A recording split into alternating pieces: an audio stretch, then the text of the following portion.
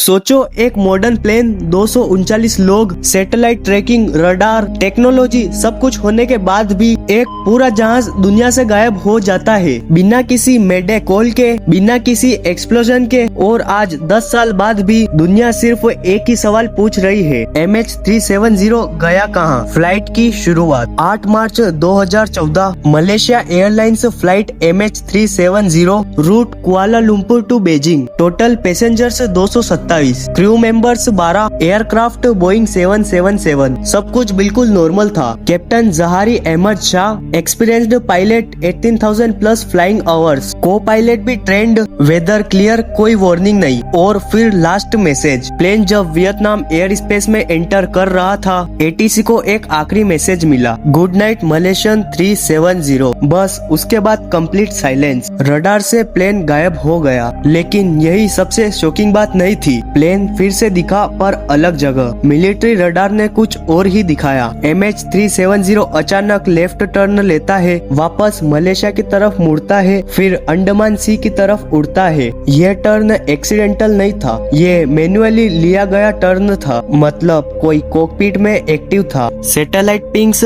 Plane जिंदा था। Plane radar से गायब हो चुका था, लेकिन सैटेलाइट अभी भी प्लेन से सिग्नल रिसीव कर रहा था। हर एक घंटे एक ऑटोमेटेड पिंग, कोई मैसेज नहीं, सिर्फ ये बताता था कि प्लेन अभी हवा में है। टोटल 7 आवर्स तक, और फिर एक फाइनल पिंग। इसका मतलब प्लेन तब तक फ्यूल खत्म होने से पहले तक उड़ रहा था, पर कहाँ? इंडियन ओशन थ्योरी कैलकुलेशंस के हिसाब से प्लेन इंडियन ओशन के बीच में क्रैश हुआ होगा। वर्ल्ड का सबसे बड़ा सर्च ऑपरेशन चला, ऑस्ट्रेलिया, USA, चाइना, मलेशिया, लेकिन no wreckage, no black box, no body. बस कुछ साल बाद इंडियन ओशन के किनारे कुछ प्लेन के टुकड़े मिले, पर main fuselage, cockpit, black box कभी नहीं मिला। Dark theories. अब आती है वो थ्योरीज जो इस केस को और डरावना बना देती है। Theory 1, pilot suicide. क्या कैप्टन ने जानबूझकर प्लेन ले जाकर क्रैश कर दिया था? पर कोई सुसाइड नोट नहीं, कोई इमोशनल ब्रेकडाउन प्रूफ नहीं। Theory 2, hijacking. क्या कोई सीक्रेट हाईजैक हुआ